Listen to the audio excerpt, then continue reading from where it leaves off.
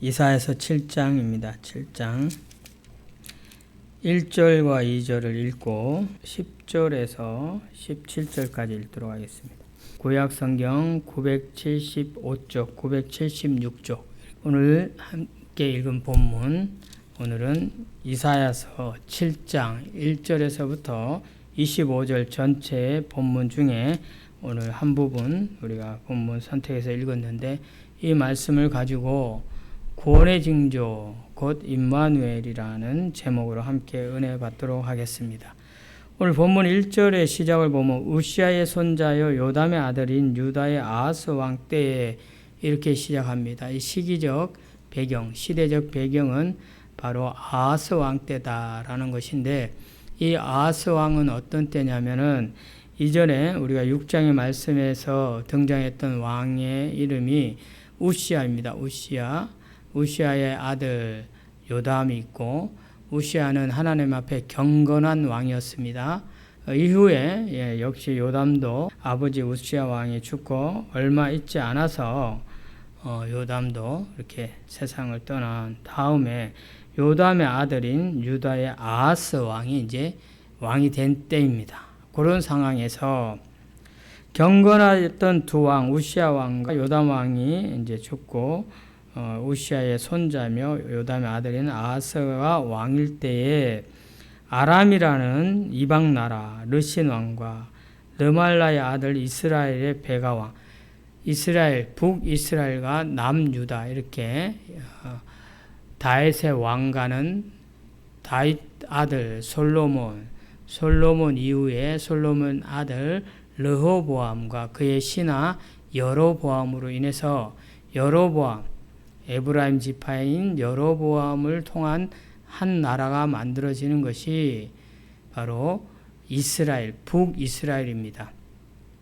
이 여로보암을 중심으로 해서 이스라엘의 12지파가 있는데, 10지파가 북이스라엘이라는 나라를 형성하게 되고, 솔로몬의 아들인 르호보암을 중심으로 해서 두 지파, 유다 지파와 베냐민 지파 두 지파가 이렇게 유다, 예루살렘을 중심으로 해서 나라가 되는데, 이것이 유다입니다. 이 유다의 왕이 지금 현재 본문에서는 아하스 왕이고, 북쪽에 있는 북이스라엘 왕은 베가라는 왕이고, 그 인근에 있는 주변국 이방 나라인 아람이라는 나라가 있는데, 그 아람의 왕이 르신이다.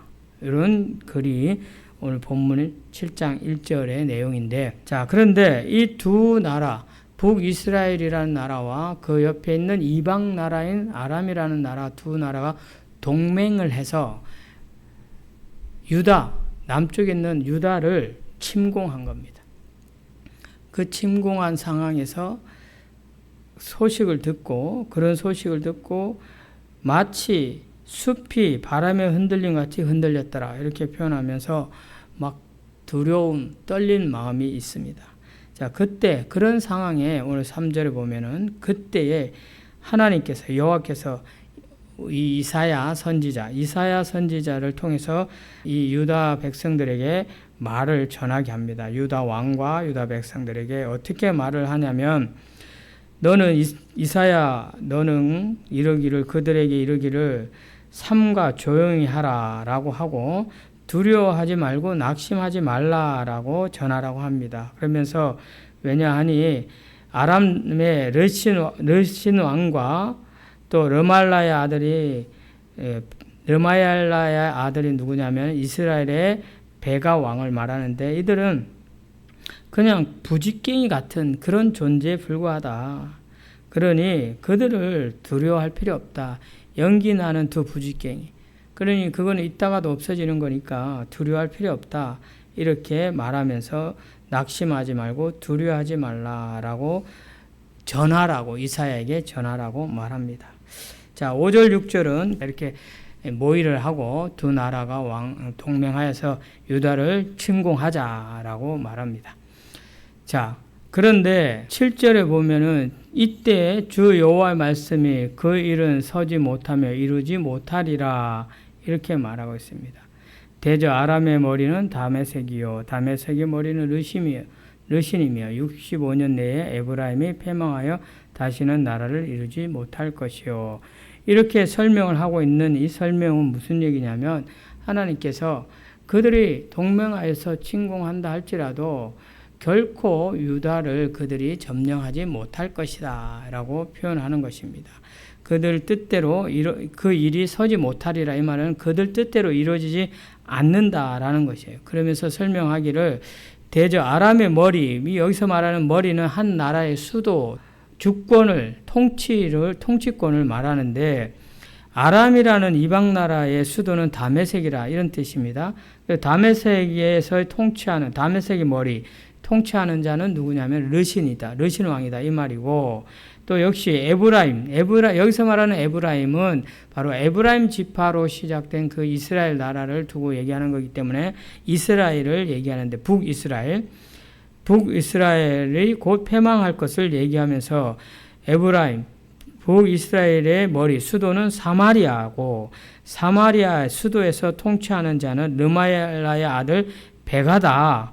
그래서 너희가 굳게 믿지 아니하면 너는 굳게 서지 못하리라. 이 사실에 대해서 그들이 왕이 될 수 없고 그들이 유다를 다스릴 수 없다. 그들은 지금 현재 아람의 왕이고 이스라엘의 왕일 뿐이지 그들이 동맹해서 유다를 침공한다 해서 유다를 완전히 점령하여 그 나라 유다를 다스리는 왕이 될 수 없다. 이런 사실에 대해서 말씀을 하고 있는 것입니다. 자, 그런데 이런 내용들이 역대하라는 성경 역대하 28장 4절에서부터 8절까지 쭉 설명이 되어 있는데 하나님은 왜 이 아람이라는 나라와 이스라엘을 동맹하게 해서 북이스라엘과 동맹하게 해서 유다를 침공하게 하고 유다에게 전쟁을 일으키게 해서 황폐함을 맛보게 하느냐 하면은 하나님이 심판이 임한 것입니다. 왜냐하면은 우시아 왕 다음 요담 왕 때는 그래도 하나님을 잘 섬기는 경건한 왕이었는데 아하스는 이 아수르라는 나라를 섬기는 나라가 되면서 친아수르적 어떤 그런 통치를 하면서 아수르를 의지하고 하나님을 의지하지 않습니다. 그래서 아수르를 의지하다 보니까 이방 나라의 그런 어떤 이방 종교를 섬기고 이방의 어떤 문화를 따르고 그러므로 인해서 하나님을 배신하는 그런 배교의 행위를 합니다. 그 주된 내용이 역대하 28장 4절부터 쭉 나오는데 바알신을 바알신이라는 그 신상을 만들어서 섬기고 심지어 산에다가 산당을 세우고 그곳에 제사를 지내면서 그런 분향, 향을 피운다는 거예요. 그 향을 올려서 이방신을 섬기는 그런 죄를 범하고 악한 행위를 함으로 인해서 하나님의 진노를 사게 된 것이 바로 이 아하스 왕입니다. 그래서 하나님은 하나님의 백성의 죄를 심판하시는 거예요. 그럼에도 불구하고 심판하시는 중에도 하나님의 사랑과 그 은혜는 하나님의 심판은 더디고 은혜는 지속되어 크시다라는 것을 보여주는 게 뭐냐면 심판은 하시지만 완전히 멸망시키지 않는 거예요. 완전히 유다를 점령시키지 않고 하나님이 그 유다 백성들을 혼은 내지만은 없애지는 않는다는 겁니다. 그것은 무엇을 얘기하냐면 너희 죄를 깨닫고 빨리 돌이켜서 하나님 앞으로 돌아와라. 회개하고 돌아와라 라고 말하는 겁니다. 자, 그런 가운데 오늘 10절 우리가 함께 읽은 말씀을 보면은 여호와께서 또 아하스에게 말씀하십니다. 여호와 하나님께서 아하스 왕에게 뭐라고 이사야를 통해서 뭐라고 말씀하셨냐면 너는 너희 하나님 여호와께 한 징조를 구하되 깊은 데서든지 높은 데서든지 구하라. 이것은 하나님의 도우심을 구하라는 거예요. 하나님께서 도우실 그 사인, 징조를 구하라, 기도해라 이런 말이에요. 하나님 우리를 구원하여 주소서. 이 나라 이 민족을 불쌍히 여기셔서 이 유다 백성들을 긍휼히 여기셔서 우리를 이 전쟁에서 구원하여 주시고 이 백성들을 살펴주셔서 하는 그런 기도를 통해서 하나님의 도우심의 징조를 구하라고, 하나님의 구원하심의 징조를 구하라고 했는데 11절에 보면은 12절에 보면은 아하스 왕이 뭐라고 대답하냐면 나는 구하지 않겠습니다. 이렇게 얘기하는 거예요. 나는 여호와를 시험하지 않겠습니다. 이게 무슨 말이냐? 신명기 6장 16절에 보면은 여호와 하나님을 내 여호와 하나님을 시험하지 말라라는 말씀이 있습니다. 이 말씀을 인용해서 마치 하나님을 잘 섬기는 것처럼 거짓된 위선된 모습으로 하나님을 시험하지 않겠습니다라고 말하면서 오히려 이방 나라인 아수르 왕을 의지하고 하나님을 섬기고 하나님을 의지해야 되는데 하나님을 믿어야 되는데 아수르 국가의 그 권력을 의지하고 그 아수르를 믿음으로 인해서 결국은 그것으로 인해서 아하스 왕이 유다 왕의 그 왕궁 곳간에 있는 모든 갖다 주고 함으로 인해서 국력이 급격하게 세지는 그런 상황이 발생합니다. 그래서 결국은 나중에 오늘 우리가 읽은 본문 중에 17절에 보면은 곧 아수르 왕이 오는 날이라. 이게 뭐냐면 결국 이 아수르로 인해서 유다까지 침공을 당하는 그런 어려움을 겪게 됩니다.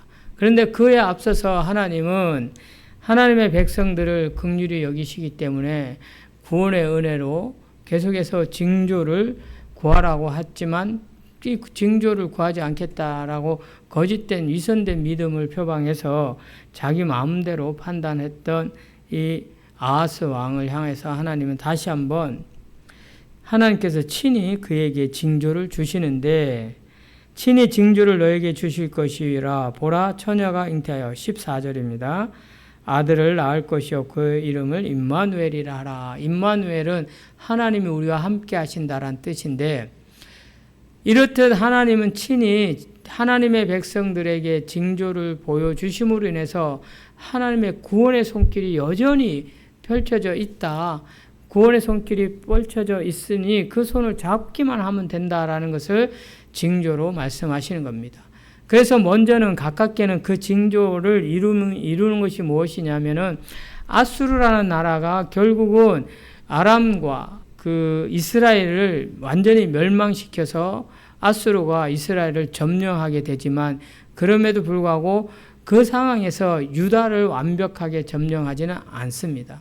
하나님의 그 징조로 인해서 그 가운데 하나님께서는 이 유다를 말씀하신 대로 함께 하시는 임마누엘 하나님으로 인해서 그 유다는 지킴을 받게 되는 거죠.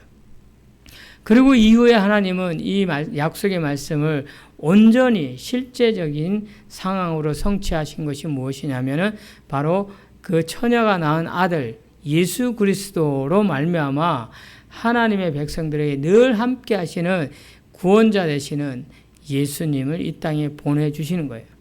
이게 바로 700년 전에 하나님께서 약속하신 말씀을 700년 후인 예수님 탄생으로 보라 처녀가 잉태하여 아들을 낳으려니 그 이름을 임마누엘이라 하라. 그 처녀가 동정녀 마리아를 통해서 하나님은 하나님의 백성들 하나님께서 구원의 손길을 내밀어서 그 손을 잡을 수 있도록 하나님의 그 긍휼하신가 그 은혜를 베푸신 그 손길의 사랑의 끝이 무엇이냐 하니 바로 예수 그리스도. 그래서 우리가 아까 찬양 가운데 자막으로 올라오는 로마서 5장 8절 말씀도 하나님이 죄인 되었던 우리들을 위해서 아직 우리가 죄인이었을 때 하나님이 자신의 아들 독생자 예수 그리스도를 보내주심으로 말미암아 하나님의 사랑을 확증하셨다. 확증. 자, 하나님은 이렇게 심판 중에도 끝까지 하나님의 사랑과 그 긍휼하심을 잊지 않고 하나님의 백성들에게 보내주시는 은혜의 하나님, 사랑의 하나님이다. 이것이 바로 오늘 우리가 믿음으로 고백해야 될 내용입니다. 읽지는 않았지만 18절 이후부터는 그럼에도 불구하고 유다 백성 아하스 왕이 하나님의 말씀에 순종하지 않음으로 말미암아 심판으로 이렇게 벌을 받는 내용들이 쭉 18절에 그날에 여호와께서 애굽 아하스의 먼 곳과 파리와 아스루 땅에 벌을 부르시니 다 와서 거친 골짜기와 바이튼과 가시나무 울타리와 모든 초장에 앉아. 이게 무슨 얘기냐면은 바로 이 유다라는 땅에, 유다라는 나라에 아스루, 애굽 이런 나라들이 전쟁을 이루는 전쟁터로 삼는 그런 황폐함을 하나님이 심판으로 내리셨다는 것이에요.